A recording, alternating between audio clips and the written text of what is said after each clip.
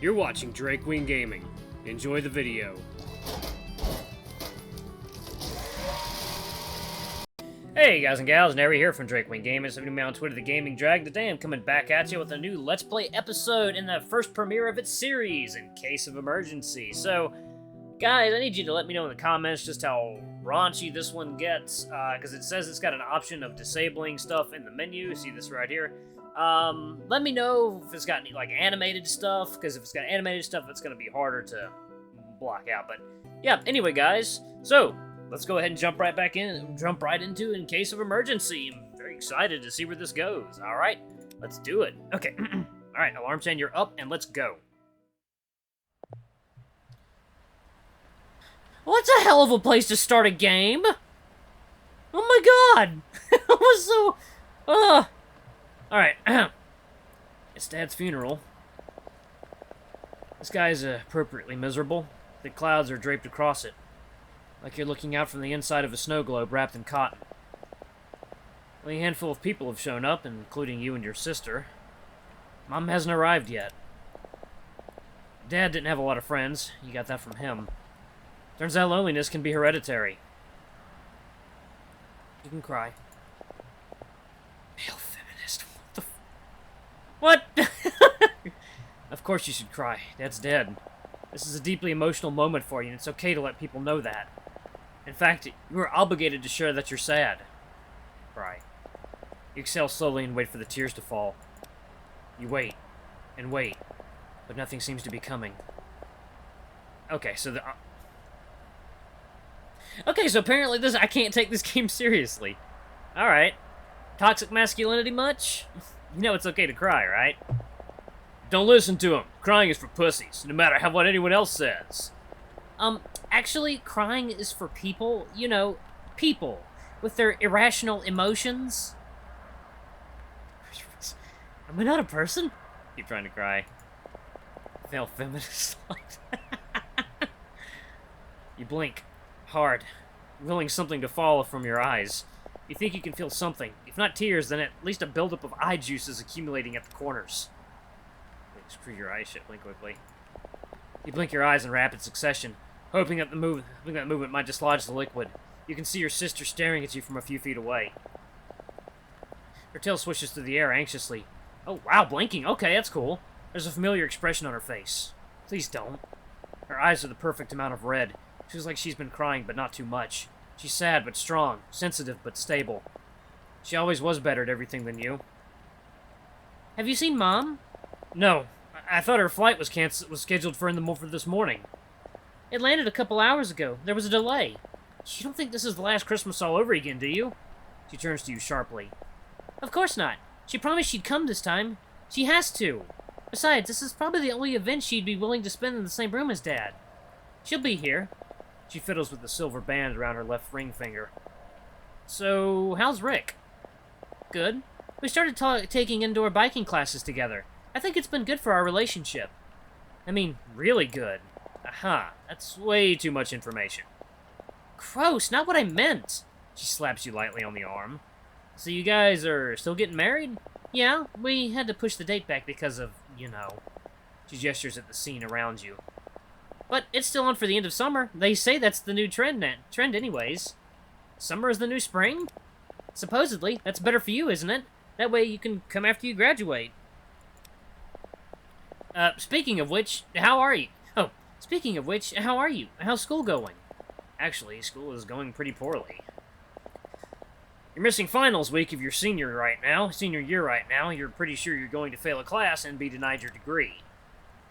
Missing finals. I'm worried. Let's see. I'm worried. I'm gonna go with the male feminist route. I'm missing most of my finals to be here, so I'm worried I might not pass the last classes I need for my degree. I'm gonna rename this the male feminist. I love it. All right. It would really suck to have worked so hard for 4 years only to not be able to graduate with everyone else. She frowns. Yeah.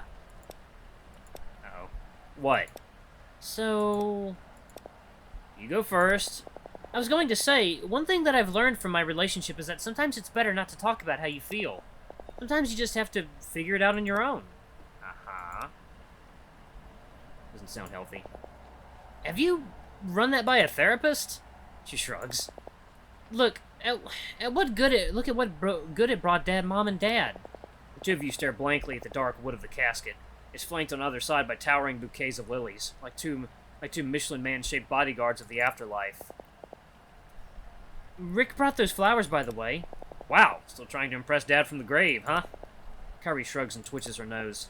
Maybe, or... Okay, Martha, I have to go now. I'm at my ex-husband's funeral. Yeah, I'll call you back from the hotel room. Don't approve the budget without me. Mom walks up to the two of you, rolling suitcase in one hand and her phone in the other. Hi, kids. I ran into traffic from the airport. You know how it is. How's your father? Dead, I think. Well, besides that, I mean, how'd the old man go, anyway? What the fuck is wrong with this family? The coroner said it was a heart attack. Just killed over one day at work, and that was it. Apparently, it was I was his emergency contact. I hope that's not your eulogy. Speaking of which, how's yours coming along, Kieran? You fish out your phone from your pocket and flip through your notes. You clear your throat. I never really knew Dad. You can't open a eulogy with something like that. What? Why not? It's a bit of a bummer. You open your mouth for a rebuttal, but she beats you to it. Even if it's true. So, what? I should lie at Dad's funeral? That's what I would do. You know, she reminds me of Frank's ex-wife from It's Always Sunny. Oh my god. Do you have something prepared, Mom? Oh, no, there were specific instructions in his will that I will not be allowed to speak at his funeral. But don't worry, I had the same demands in mind. Looks like I won't be needing them after all. Kiri, what did you write? Kiri raises an eyebrow at you. You're not stealing my speech. Okay, how about this? Dad loved unconditionally. Dad had an abundance of love in his heart. He cared a lot. Whenever I've had a bad day at school, he was always there with a mug of hot chocolate and cookies. Don't know how he knew, but I didn't want to talk. But I didn't know how he knew, but if I didn't want to talk, there was always a plate of something waiting outside my door. He was a crier, too. He always cried at the end of sad movies, and romantic ones, and funny ones. It was endings that made him cry. I think that's why he worked so hard to show us how much he cared at all the time. Maybe he was afraid of what was going to happen when it was all over. And looking back, maybe he should have been, because Dad died alone. With no friends and family, despite all the love he gave. He stretched his heart thin, and for what? Also, he could have a heart attack. And all he's left me are some baseball cards, a genetic predisposition to coronary heart disease, and an empty heart. So, thanks a lot, Dad. Damn. That was brutal. Kiri stares at you like you've gone insane. Mom looks less impressed. Maybe we should let Kiri go first. Like, God, what an asshole thing to say!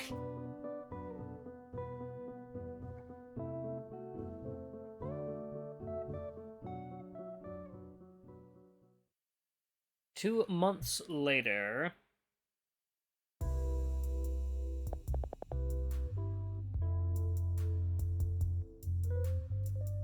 Oh, 1 second, guys. I'm gonna... Okay. Alright. So the four of you are working as a group. Yeah. Ooh, is that a finger? Finger animation? Is that a finger animation? Oh, that's cool. Okay. Nice. Cedric sends a curious but polite look your way. He was your best friend for most of your childhood. You haven't talked much since entering college. You're acutely aware that everyone in the group appears to know each other except you. The old wolf looks at you over his circular glasses. You're new. It's usually these three troublemakers together. Oh. Ah, what voice should I do for these people? Is that why you made this a 4-person project? That blows. Remember how much fun we had last summer, Rom? Yes, I remember your final presentation on pre-postmodern art in the Age of Man. Very fascinating. I also remember spending an hour after class cleaning up after your whipped cream jizz cannon. Oh god. The professor using the room in the fall came back to a brand new ant super colony based in their classroom. I told you we should have used toothpaste. Just to clarify, I worked on the slides, not the performance portion.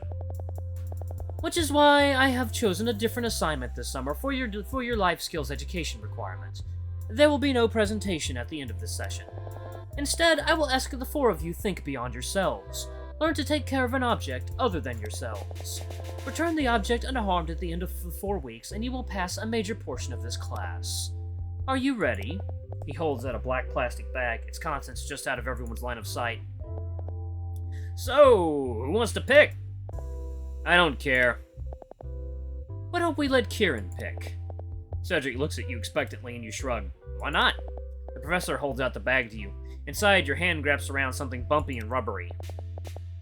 If he picks something lame, can I swap groups? Sure, if you can find a group willing to take you. No one's going to be swapping groups, okay? You pull out the item in your hands and show it to the group. Clenched in your fist is a hot pink dildo, with realistic veins bulging along its shaft, balls, and all. Alright then. It's, really quite graphic. Ah, the phallus, a fascinating object for inquiry and care. Across the room, a group of girls giggle in your direction. The 3 other members of your group stare at it slack-jawed. You're still holding it in your iron grip. Wait, cool, you've seen plenty of dicks in your life. You gently set the dildo on your desk. Ha! Weird, huh? Rom, and I thought you said this summer was going to be different. Is this for me? This has to be the punishment for the crap you pulled last year. I can assure you that everything in this bag is a real and valid assignment. So, when you say you want us to return it unharmed... What's, voice to do? So, when you say you want us to return it unharmed, does that mean unused? Okay, so we're going to make sure that Luke takes the dick last. If Luke is going last, I want it second to last. Well, I can't take it this week because I'm busy. The 3 of them turn to you expectantly. You kind of wish people would stop doing that. Sure, I'll take it the first week. Bet you will. Wonderful. However you gentlemen decide to divide up the workload, make sure you do so evenly. The goal is not only to care for the object, but to interrogate your relationship to it. So, is it supposed to be a dick or a dildo? But if we're supposed to take care of it, aren't we doing the opposite of interrogating that relationship? It doesn't an assignment foreclose the multitude of ways I could interact with the object?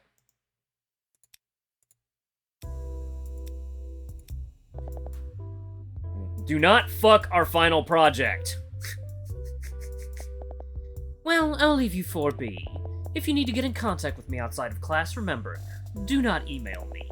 I will not respond to any emails or telephone calls. I have cut every wire in my office and cannot read any of your messages. Please come to my office hours or slide a note under my door. I'll be available after class for the next couple of hours. Good luck. Hello, single person walking. Oh, no, there's another person. Person right there. The dick is securely zipped into your backpack alongside your laptop and notebooks. It's a shame it's summer. You think you could have wrapped it in a jacket or a scarf for more padding. At least the weather is a minor consolation for being stuck here another 4 weeks. You might even go down to the beach and enjoy your last moments before you're officially no longer a college student. Just you in the real world, raw dogging it, on your hands and knees for the job search, bent over the kitchen counter for minimum wage. Success. Not that taking dick is a negative thing, of course. It's just a patriarchal turn of phrase. The point is that we're all fucked. You're so lost in thought that you don't notice the other person approaching you. Ah! You knocked onto your ass and fled on your back. You can actually feel something stiff hit your tailbone through the canvas of your bag. Oh, shit. Was it on you? Was it on you right now? What? The dick. It takes you a minute to register what's going on. Oh. Right, there's a dildo in your backpack. That's also school property. Yeah, I have it. It's in my bag, which I landed on. Shit! You frantically unzip your bag and search through your belongings. It's easy enough to locate the massive hot pink dildo in your backpack. After all, it's not like you keep a whole library of dildos in there. It'd be crazy if you just kept pulling out rainbow of sex toys out like a clown pulling out a handkerchief. Ah, this is my Bad Dragon collection. Why would you even carry around that many dildos? Maybe if you were a clown and that was part of your act. Not that No, that would get you arrested. This is a really interesting train of thought. The world must know about your clown cocks. Game, what are you doing to me? Man, wouldn't it be crazy if I had 1,000 dildos in here so I could find the important one? Wes raises his eyebrows. Yeah, it would be. Is there something you're not telling me? No, I was saying hypothetically, if I was a clown and my trick involved pulling endless dicks out of my bag. Right. That would be weird. Yeah, and maybe illegal. Like, this guy gets it. Probably. Maybe if you were a sex clown, then it would be okay. Like, if that was my job? Yeah, maybe like a weird bachelorette party thing, or bachelor party, I guess. It wouldn't be weird if you were getting paid for it.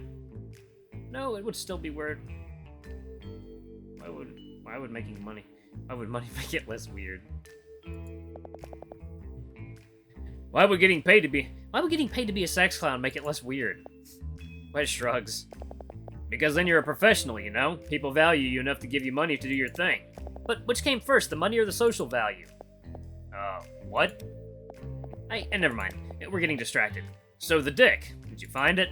Shit, yeah. You pull the dick from your backpack. Its structural integrity is intact, but there's clearly a streak of black from where it scraped against a textbook or an ancient pack of gum in the depths of your bag. Oh. Yeah. We can fix this, right? You lick your thumb and rub at the blotch. No luck. Here, let me see. Wes takes the dick and spits on it. Oh, okay, sure, why not? He's definitely trying to rub something out of it. The pad of his finger swipes across the top of the head as he jerks the dildo. Yeah, okay, you definitely need to get laid. Probably need soap for this bad boy. He hands it back to you, holding it by the balls so the shaft falls. Here, he extends his other hand to help you up. You're less using him for leverage as much as Wes is single-handedly lifting you to your feet, causing his biceps to bulge under his sleeves. Wow, what a hell of a first episode. Wes walks with you to the convenience store on campus. It suggested taking the dildo to a bathroom, but Wes insisted that you needed something stronger. The bell chime tinkles as you enter. You're blasted by the smell of refrigerated sandwiches and overripe fruit. Wes guides you over to the household items aisle where he picks up a bottle of heavy-duty dishwashing liquid. Try this. What? Liftol? Wait, what? What makes this brand different from Green or Adverse? No. Liftol pretty much already owns both of them. Come on. He tosses you the bottle. You nearly fumble the catch, but recover just in time. Alpha chat failure. You successfully managed not to loudly drop a bottle of dishwashing detergent in the middle of the store. Wes is right behind you as you make your way to the cash register, mounds of snacks overflowing from his arms. There's a bored-looking student at the register. You hand your student ID and credit card. She furrows her brow and taps at the screen a couple times. It says here your card is declined. Oh, if you add the 2% student discount... No, your student ID is declined too. Neither of them work. It says here you're an alumni? Wes raises an eyebrow. You lean in closer over the counter. Alright, I'm gonna pause it right here. Thank you all for watching the first episode of In Case of Emergency. I'm enjoying this so much. It's got a great sense of humor so far. Anyway, y'all, thank you so much for watching. Don't forget to like, comment, subscribe, ring that notification bell. Leave a super thanks or a tip if you can. It always helps. Until the next video, I love you all. I'll see you next time. Bye-bye!